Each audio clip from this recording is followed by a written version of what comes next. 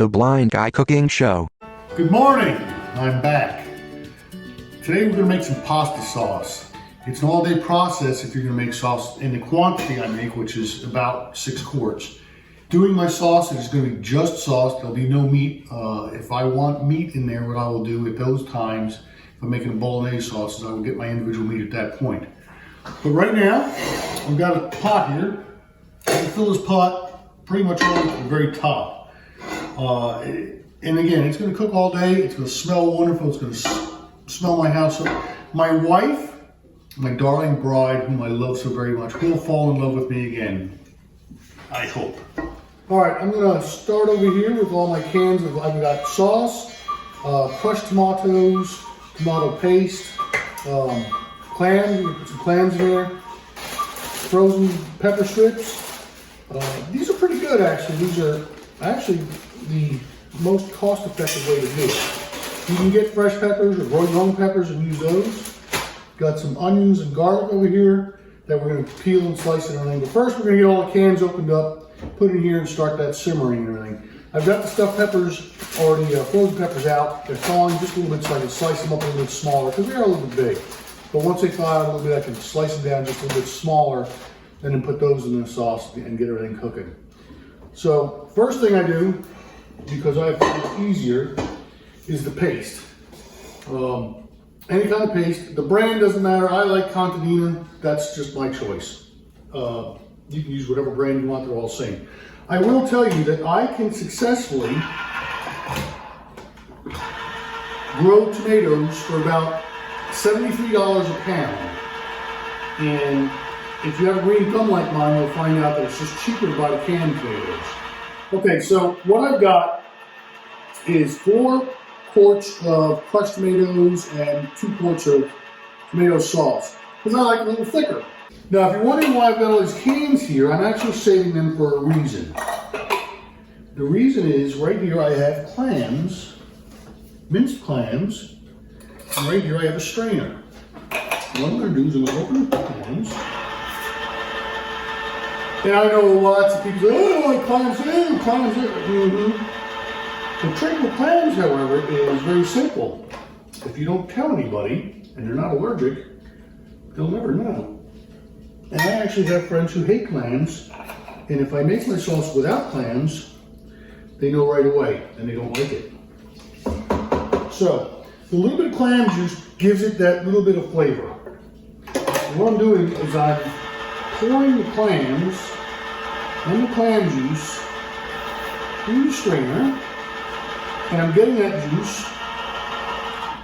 I'll show you here real quick. I'm going to dump those clams in here.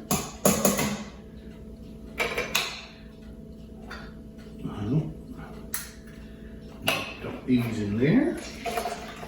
Get that clam juice, and you can buy clam juice just for the flavor too, if you don't like clams. And that's that. Now, I go with 4 cans of minced clams for 6 quarts of sauce. All right, so we got the sauce over here on the stove. I don't have it turned on yet. It's just basically all the canned stuff that's in here, and the clams and the juice and all that stuff. If you need to thin it out some more later on, if it's too thick for your preference, add clam juice, add water, anything to thin it out. So turn it on. I got it turned on high right off the bat. I will simmer it all day. My stove, I'll show you on this burner. I think you'll be able to see it. There's high, and it comes down to low, and it's got a separate setting. You heard it clicking again, and it goes into even lower simmers. Okay. So if you have a simmer, the biggest thing, whether it's gas or electric, doesn't matter. The thing is, kind of get it warmed up there first and get it cooking, and then put it on simmer. And as it's on simmer with the lid on there, it's just going to cook all day. It's going to be wonderful. Going to put the lid on, just retain the heat, and I'll bring it down just a touch. And as it goes, you want to have a spoon handy, so you reach in there and stir it and everything. And then you start getting all your other stuff cut up and sliced up and cleaned up to put in there. And what we're going to add in there is we're going to add mushrooms, peppers, onions, garlic. And really that's about it. You can add a bunch of other things, You don't have to. I can hear this already. The stove is heating the bottom of that pan pretty quick, so I gotta be careful I don't burn it. If it does burn a little bit and sticks to the bottom, just get it off there before it burns. You won't get a burn flavor or anything. It just gets a little thicker sometimes if you let it go a little too long. Just with the spoon, get it off there and stir it in, and you'll never know. If it goes too long and actually burns, you'll ruin the whole pot. And at that point, just take it out and watch the dogs stick their nose up to it. All right, now we're gonna start slicing and dicing, cutting and chopping. The spatula here is just simply to scoop it. The bowl here is simply for the trash. Otherwise, I would just take it over behind me. We have an onion, we've got some garlic, we've got the peppers, the mushrooms, which you can buy sliced mushrooms if you want. You can use canned mushrooms if you want. I like fresh mushrooms, I'll slice them myself. You know, a little mushroom slicer, like an egg thing, it's kind of difficult. Sharpening steel, use a good sharp knife. Y'all know, use a dull knife here. You'll cut yourself just as easily with a sharp knife, but you'll just leave a jagged cut. Good sharp knife will cut your fingertip off nice and clean, and they can sew it back on. Okay? Don't bleed in the sauce. It hides easy, but don't do it. Okay? If your knife isn't sharp, bring it to somebody and sharpen them. Get a good set of knives. You'll notice this one doesn't bend. It's nice and stiff. You buy a set of knives that goes boing, boing, they're gonna cut you. All right, and that is a sharp knife. I will not deny that. So first thing I'm gonna do is the peppers, because they are frozen. I'm gonna take them, I'm just gonna open them up, put them out here on the counter. I'll sort them out, segregate them a little bit. And they're kind of, you know, some are kind of big. I don't want them that big in my sauce. So what I do is just go in here, and you don't have to do much. And I let them warm up a little bit so I can slice them. Because if they're thoroughly frozen, they ricochet all over the place. And that kind of is a pain too. All right, I'm not gonna sit here and show you peeling the tomatoes and the garlic and everything. What I'm gonna do is we'll cut back in a little later on. But that's all I'm doing with the peppers. I just want to see how I do with the frozen peppers. And again, the onions, we're just gonna cut the ends off, peel it, dice it up nice and small, a little smaller than this. They'll be a little bit smaller than that. The garlic does take time to peel, and you mince and cut that up really small. You just scoop it all up and put it on in there.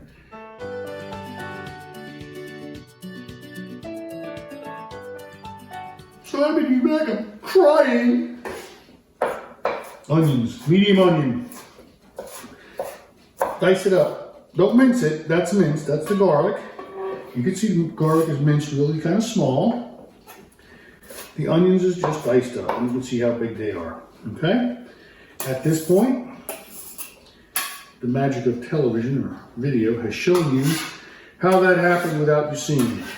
All I did was I peeled off the onion, peeled the garlic, and simply chopped and minced it. Now I will tell you, we were talking about this, you can just buy the minced garlic in a jar and put that in there. It's just as good. Mincing, it's a pain. Pressing, it's a pain. There's no easy way to do garlic, so you can do whatever's most comfortable and enjoyable for you. I just like doing fresh garlic. If my friend's up in Washington are watching this, he was going to actually send me some homegrown garlic, of which he never did. I want to say thank you for that, because we could have been using that here in this video. You know who you are, Trip. So yeah, if you got garlic, anything you grow, use your own fresh stuff. It's always better. Of course, you do have to have a bit of a green thumb. I can manage. People say you can't kill that. Watch me. And I'm just transporting it over here on a spatula, using the lid to catch anything so it doesn't drop into the stove.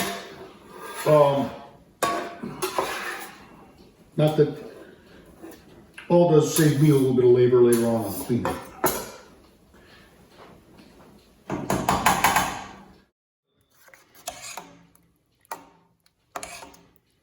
When you're cutting mushrooms, what you want to do is keep your fingertips away from the blade. And what I'm doing, I know it's kind of hard to see, but I'm holding the blade up here along my finger, so I'm not in there. I'm not holding it like that. I'm actually holding it like that. It's kind of a little tough to see, but hopefully you can see it right there. And when you do it, just, again, it works better with a sharp knife. And just be aware, The other thing too is if you're gonna get in there, if you get it real close, put your fingernails there. I know it sounds icky, but the knife will not easily slice your fingernail.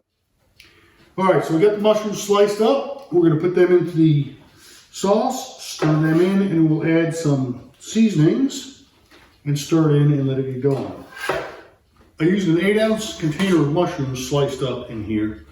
And again, you can use whatever size you want, but I like the 8 ounces, probably about the right amount for this amount of sauce. All right, so here we've got the seasonings of what we're gonna add in the sauce. So just turn it up a little bit higher and we're gonna start adding the seasonings. I got a bunch of different ones here. First off is Italian seasoning. Italian seasoning is just a mix of basically oregano, parsley, basil. I got my own sweet basil, which I do love, but I will tell you, if you use basil, you use store-bought, you go ch-ch-ch-ch. If you use your own homegrown basil, you go ch, because it will overpower it. So you gotta be careful with your homegrown seasonings. They are typically way more stronger. In this case, I do have store-bought. It's a mix.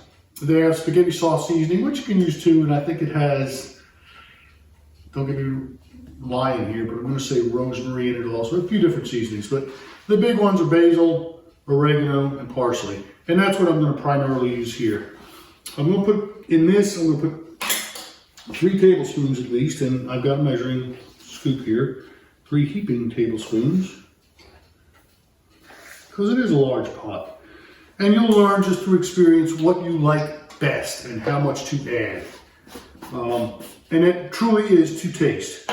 I've got cayenne pepper here. You can use cayenne pepper or chili powder. Normally I use chili powder, but we're out of it. So I'm gonna use cayenne pepper. And that's just to give it a little bit of zip. You don't wanna overpower it. You don't want a chili here. You want a sauce, but you know, it just gives it a little bit of flavor.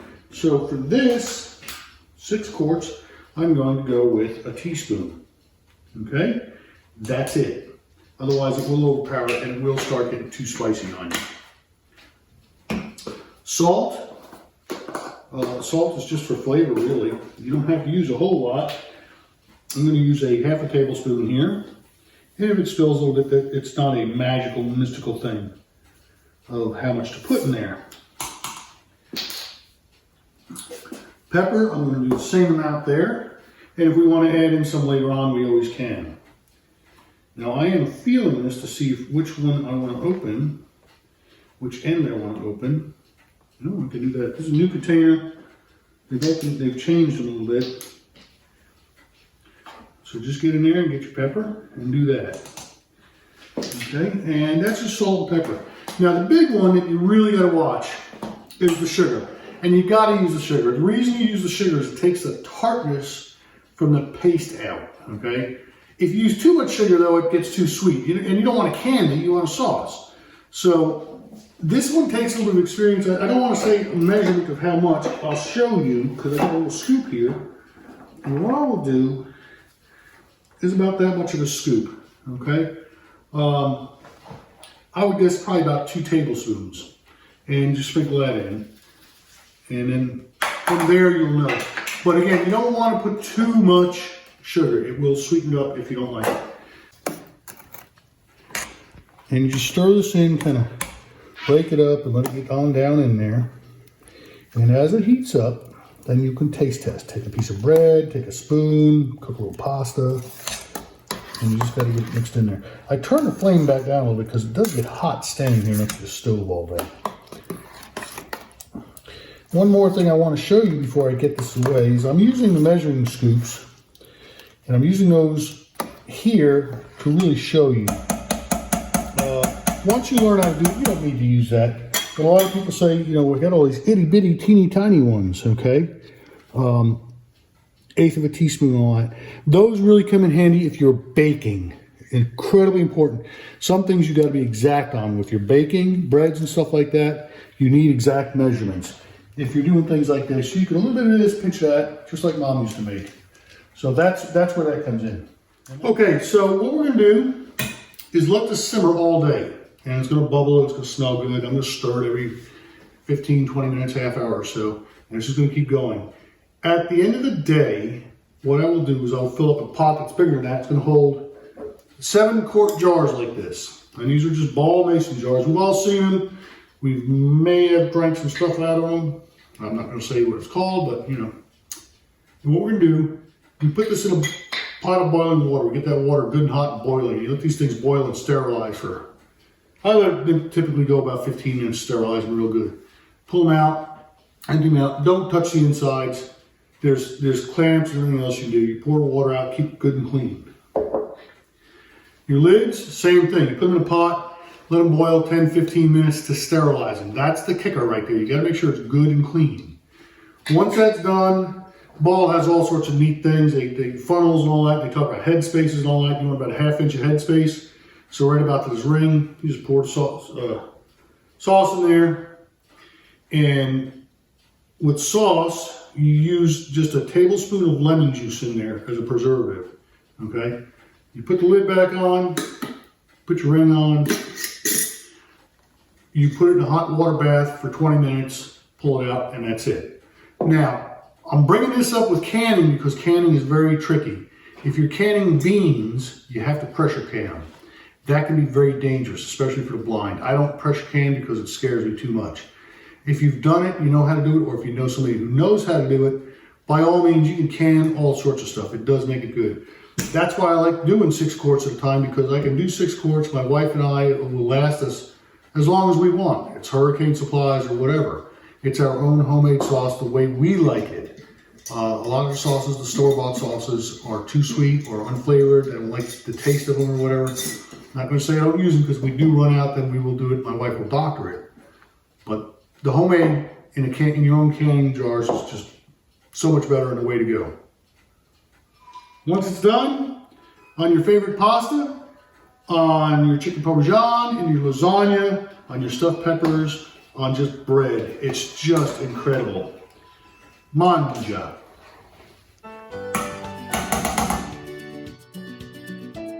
Here's my pot of sauce. And I have the lids here. I'm getting ready to can it. Okay, there's the pot, and it's got all my canning jars in there, along with the funnel. I have all my preps. My rings are here, the lemon juice and the measuring cup, and there's my tongs to grab the jars and stuff out.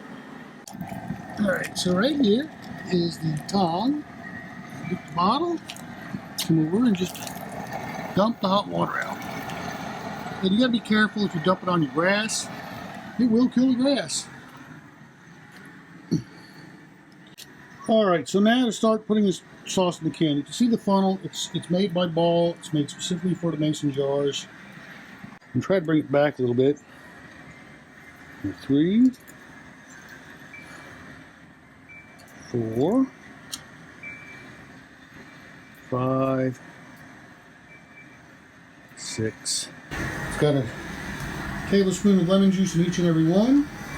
And now you just grab your tops, and they all hot. And you want to get them one at a time. Flip that over. And I'm not touching it. And I cleaned the very edges of the glass with a paper towel to get any ickies off of there. There maybe look like it's got a little splash up on there, but you just put that on there like that. And then you put your lock ring on.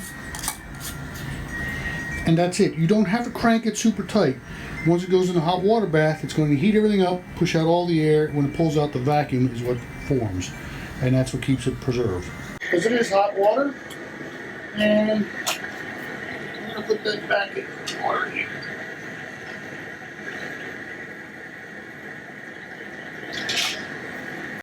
It's been boiling for 20 minutes. I think all the tops are popped down. They click when you hear it. So that's how you know. And now they're cooling off. That's all it is. Just let everything cool off. Clean everything up. Put the mess away. And that's it. Okay. Talk to you next time.